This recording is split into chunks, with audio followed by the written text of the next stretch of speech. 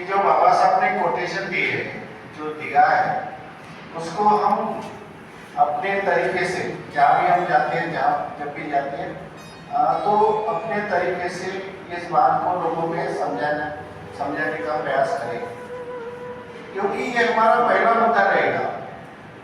अभी हम बाकी के मुद्दे कर रहे हैं, चलो धम्म रैली धम्म कारवानी करना चाहिए, वीडियो होना चाहिए, इतना बड़ा सभा होना चाहिए, इतने बड़े लोग इकट्ठा होना चाहिए, फिर बहुत बड़ा ये ताम झाम सब।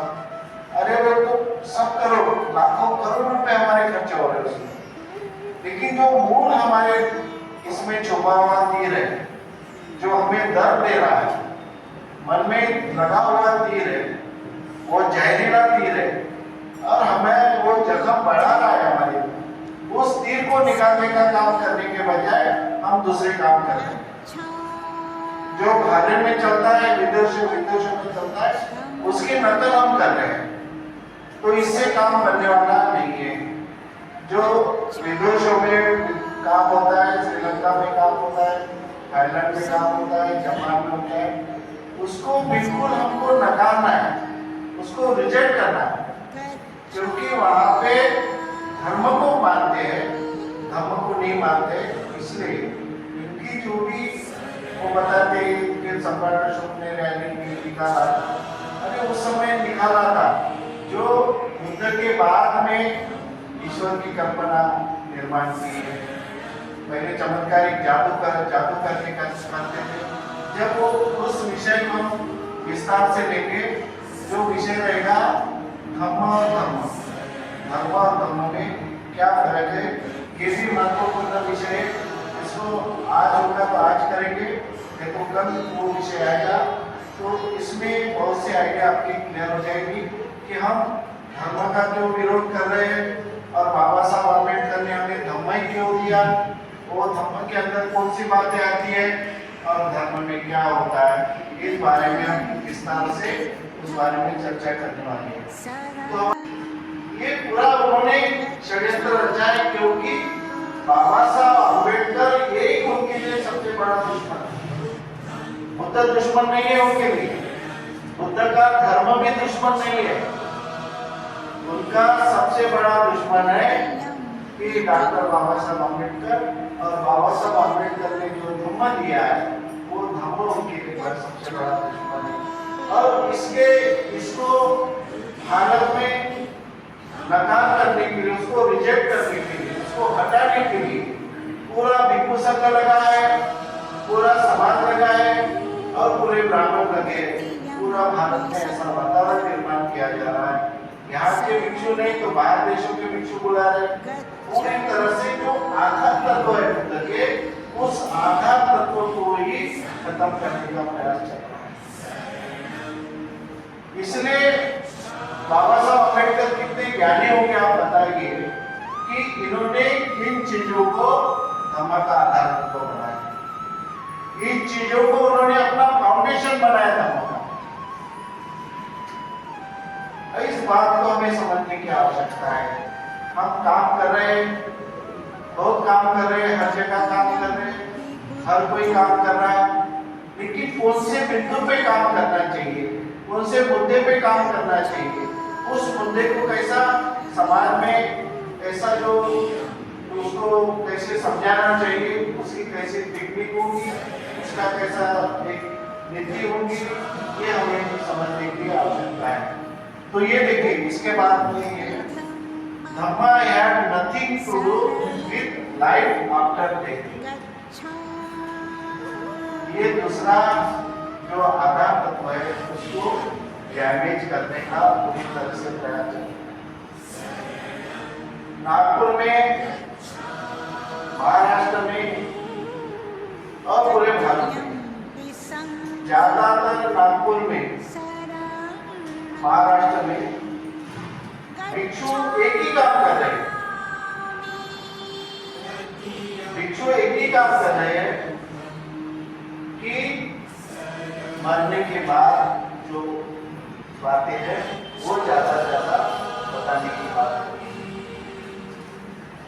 बुद्ध बुद्ध का जो चरित्र लिखा गया त्रिपिटक में, जैसे आपने मध्यम निकाय पढ़ा होगा, वहां के सूत्र पढ़ा होगा, एक सूत्र पढ़ा होगा, वहां पे बुद्ध के बारे में ये बताया गया कि बुद्ध को उसके पूर्व के जन्म पूरी तरह से उसको पता है और भविष्य में क्या होगा, कौन से जन्म में जाएगा, क्या जाएगा, कितने जन्म होंगे, ये सब बातें उनमें हर प्रकरण में। हर अगर मेरे पास मध्यम निकाय है, आज भी आपको प्रूफ चाहिए तो मध्यम निकाय भी अपन दे सकते हैं, प्रूफ दे सकते हैं। इस तरह से उन्होंने बनाया है।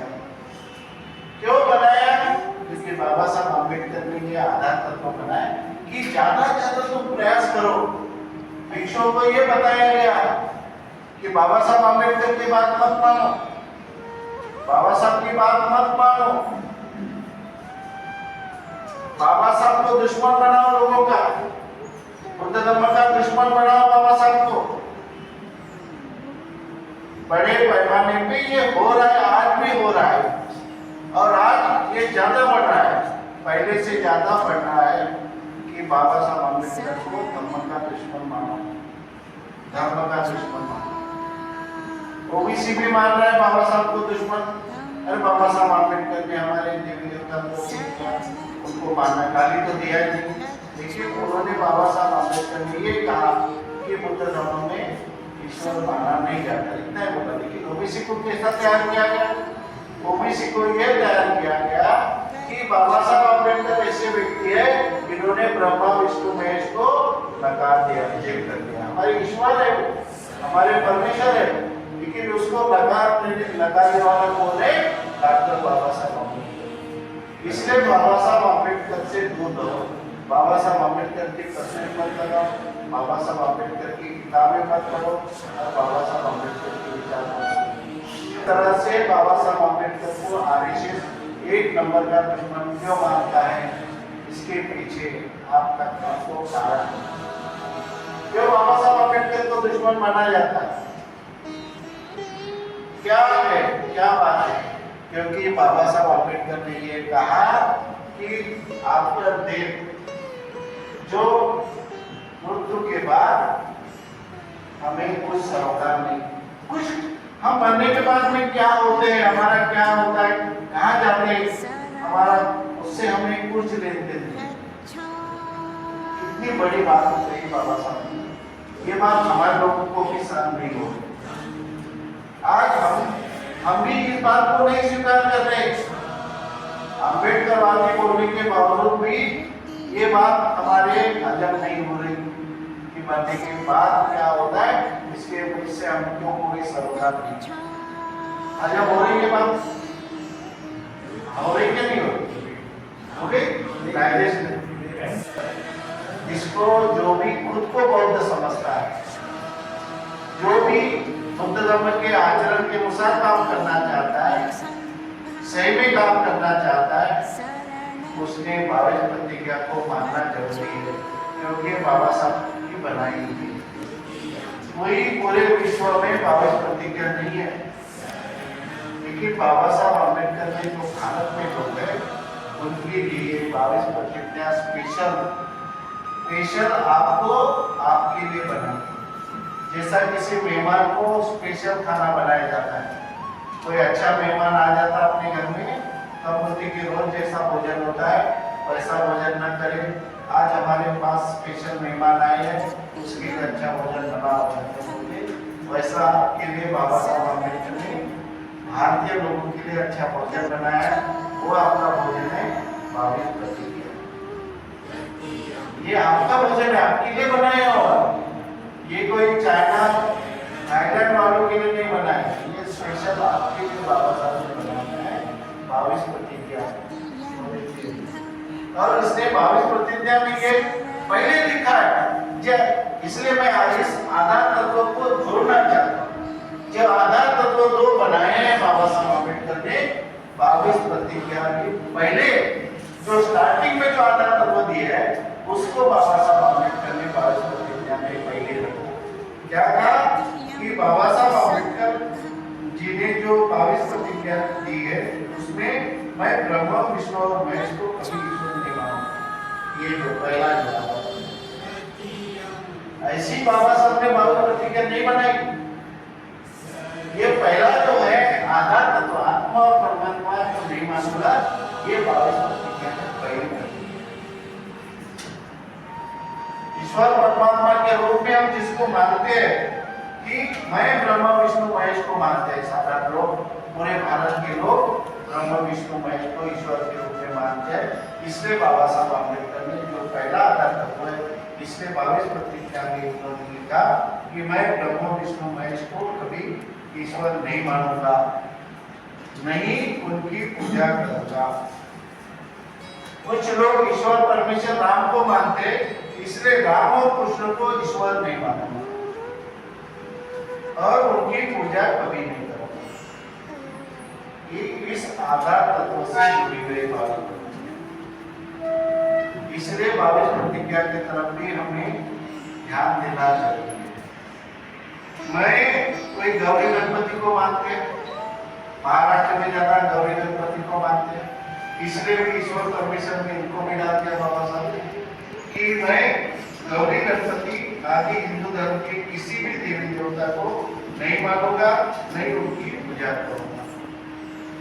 उसके बाद में कहा चौथी प्रतिज्ञा बुद्ध ने अवतार लिया, इस पर मेरा विश्वास है। ये पुनर्जन्म की बात है, आत्मा की बात है।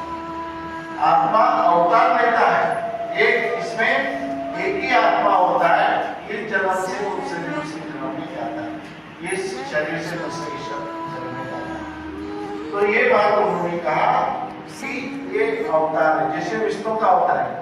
विष्णु का अवतार का मतलब है विष्णु ने ही, विष्णु के आत्मा ने ही बुद्ध का जन्म किया, उसका अवतार। ये डिफरेंट है, जो बुद्ध की जो कल्पना है बोधिसत्व की वो अलग अलग है, एक ही आदमी का नहीं है, वो अलग अलग आदमी है। लेकिन अवतार आदमी क्या बताया कि वही आदमी है, ब्रह्मा वही है, उसकी आत्मा इधर चली गई, इसलिए वो सिद्धार्थ गौतम पैदा हो गए और वो उसका अवतार बना।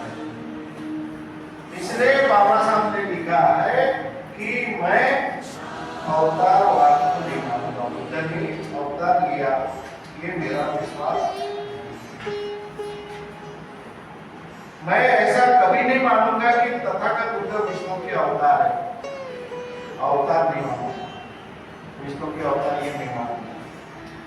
ये पहला आधार तत्व।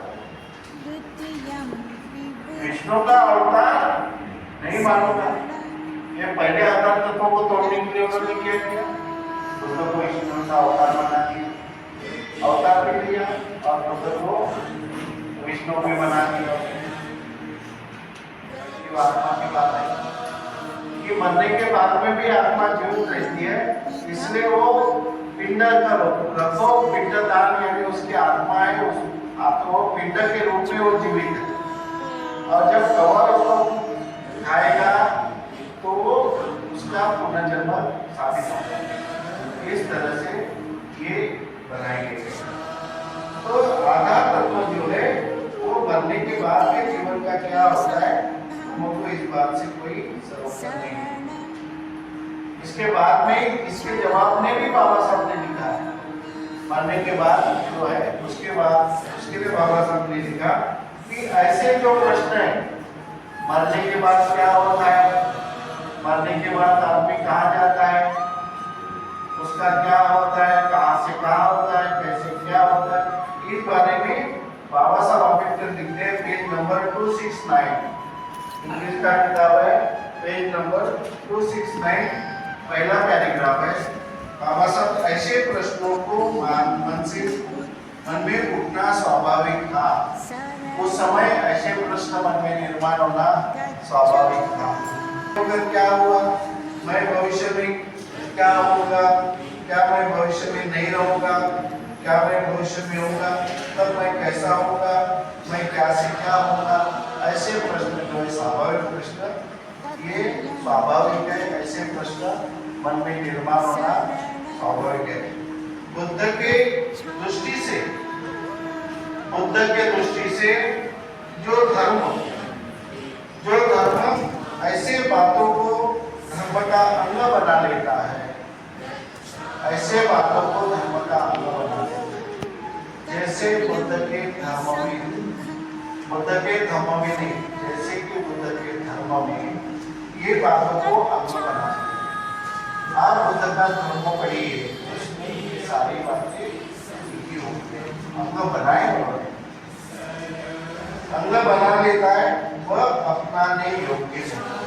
उसके बाद में बहुत लोगों ने नहीं कर पाए, लोगों ने प्रयत्न किया, लेकिन एक बोधिसत्व ने, एक बाबा साहब ने जो प्रयत्न किया था, सर्वोच्च परिणाम वो आया है और वो बुद्ध धर्म में आज भी लिखा हुआ है। लेकिन आज भी हमारे बहुत लोगों को ये समझ में नहीं आ रहा है, ये सत्य है। अभी ये सेमिनारी से जो काम चालू है और कर रहे हैं और भक्ति जी अपने को जो बात बोल रहे हैं, तो हमारे भी दिमाग में ये प्रश्न निर्माण हो रहा है कि ऑलरेडी जो फील्ड वर्क में चल रहा है वो बात बहुत मिलावट और असत्य भी दिखती है। जो काम नहीं करना चाहिए कोई काम हमारे उसको भी करते हैं, जन्म का, पुनर्जन्म का, वो कहा था, ये बहुत हमारे तो उन्होंने पंडित जी ने उल्लेख किया। अरे पुनर्जन्म में इतना बात होती है कि आदमी सुनते सुनते पागल हो जाता है। लेकिन एक हमारे धर्मगुरु है, पब्लिक में उसका पैसा अटैक कर सकते हैं, पब्लिक उनका सुनता भी है तो हम उसके दुश्मन बन जाएंगे, ये भी बात आती है। लेकिन पुनर्जन्म में तो इतना बात अखंड बात होती है कि पूछो। तो ये हमारे सामने प्रश्न है, हम एक उपासक या धर्म के अनुयायी होने के वजह से, बाबा साहब के अनुयायी होने से, तो कौन सी चैलेंज है ये जो हमको आत्मा परमात्मा दूसरा सब्जेक्ट है, मरने के बाद जीवन का क्या होता है, बुद्ध ने बता के गए हैं। ये नैसर्गिक प्रक्रिया से शरीर कैसा उत्पन्न होता है और कैसा उसका विघटन होता है, पानी पानी के जगह, वायु वायु की जगह, अग्नि अग्नि की जगह, बस खत्म हो गया। फिर भी इसके ऊपर बहुत बड़ी तत्वज्ञान लोग समाज में जाते हैं कि ये समाज की कैपेसिटी भी नहीं है ये समझ। उपासक बोलो, धर्मगुरु बोलो, इतना बताते हैं कि आगे वाले की सुनने की कैपेसिटी है। तो हमारे ये क्लास में हम जो बैठे हैं, तो हमारी जिम्मेदारी ये है कि हमने समाज में जाके क्या करना है, इसका सोल्यूशन क्या है। तो हमें हमेशा बुद्ध धर्म में बाबा साहब के कारवा को समझने के लिए, उनका धर्म समझने के लिए सोल्यूशन के तौर पे भी हमको आगे बढ़ना है। एक बात कही, आप अगर हम बाहर जाते हैं तो एक वृक्ष है, इधर एक वृक्ष है, और अगर वो वृक्ष को हमें खत्म करना है, उस वृक्ष को खत्म करना है, तो हम क्या करेंगे? एक आदमी करेगा उसका शाखा खत्म करेगा, दूसरा बोलेगा कि चलो हम पानी 2-4 दिन पानी नहीं डालेंगे, दूसरा बोलेगा कुछ उसमें कच्चे डालेंगे, अब खत्म नहीं होगा।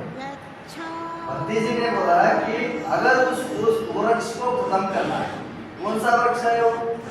जो कि हमारे समाज में विषमता प्रस्तावित करता है, हमारे समाज में जो बहुजन वर्ग है उनको गुलाम बना देता है, उस वृक्ष को अगर खत्म करना है तो क्या करना पड़ेगा? तो उसकी जो मूल है, जड़ें हैं, उसको अगर हमने कट कर दिया, क्या करना है? ज्यादा मेहनत नहीं करनी है, उसको अगर हमने कट कर दिया तो वो जो बड़ा वृक्ष है ना, वो अपने आप क्या हो जाएगा? अपने आप क्या हो जाएगा? खत्म हो जाएगा। अब ये मूल कौन से है? ये मूल कौन से है? बाबा साहब ने बताए, उस मूल पर हमने अगर काम किया, उस मूल पर हमने अगर काम किया तो वो बढ़ने वाला जो वृक्ष है ना, हम जो हमारा अंदर जो डर बढ़ रहा है, उस डर को अगर खत्म करना है तो बोलने से कुछ नहीं होगा, उस पे काम करना पड़ेगा। किस पे? जो वो बोल रहे हैं, कौन से? जो आधार स्तंभ है, आधार स्तंभ बोले तो अगर ये इमारत है, ये इमारत किस पे खड़ी है? इसका जो पाया है ना, फाउंडेशन, इसका जो फाउंडेशन है, अगर ये फाउंडेशन में हमने पत्थर नहीं डाले अच्छे, तो ये क्या होगा? एक दिन कुछ थोड़ा भी ऐसा होगा तो ये गिर जाएगा। फाउंडेशन जो है वो पक्का होना पड़ता है। और ये आधार स्तंभ क्या है? ये बंदी जी ने जो बताए, ये है आधार स्तंभ, ये है फाउंडेशन। इस फाउंडेशन पे हमें क्या करना पड़ेगा? काम करना पड़ेगा। अगर हमने इस फाउंडेशन पे काम नहीं किया तो यह वृक्ष कैसा है? बढ़ते जाएगा। और इस पे काम अगर हमने किया, बाबा साहब ने उचित रास्ता बताया है, ज्यादा बातें बताई क्या? बाबा साहब ने, बंटी जी ने आप बहुत अच्छी बात बताई। आपने किसी ने उस पे गौर किया, मुझे मालूम है। बंटी जी ने बताया कि बुद्ध धर्म में कहीं भी 22 प्रतिज्ञाएं नहीं। बुद्ध धर्म में 22 प्रतिज्ञाएं बुद्ध धर्म में कहीं भी नहीं है। बाबा साहब ने ये नई 22 प्रतिज्ञाएं बुद्ध धर्म को जोड़ी। क्यों? ये जो वृक्ष बढ़ रहा है ना, उस पे सबसे बढ़िया बात बाबा साहब ने 22 प्रतिज्ञा के माध्यम से किया। सबसे बढ़िया बात ये 22 प्रतिज्ञा जो है ना, सबसे बढ़िया बात है। ये सब क्लोज हो जाते, इनका जो तत्वज्ञान है ना, सब क्लोज हो जाता है। क्यों? क्योंकि बाबा साहब ने कहा हम ये नहीं मानते, हम ये नहीं करते। डायरेक्ट बात बाबा साहब ने किया। और ऐसा काम बाबा साहब हमारे सामने है, जो कि इतने बढ़िया से सॉल्यूशन हमको बाबा साहब दे रहे हैं। बात यह है कि हमें इस पे चर्चा करनी है या काम करना है। अगर काम किया तो वो वृक्ष सूखना ही है, एक दिन सूखने वाला ही है। अगर हम चर्चा ही करते रहे तो बात बनने वाली नहीं है, हमें काम करना पड़ेगा। मैं अगर चर्चा करे तो ये वृक्ष बढ़ने वाला है, काम करे तो उसके मूल पर, उसके जड़ पर वार होने वाला है। जड़ पे अगर वार करते हैं तो बाबा साहब का जो सपना है बुद्ध धर्म बनाने का, ये जड़ पे हमें काम करना है। ऐसी एक समझ आज के इस लेक्चर से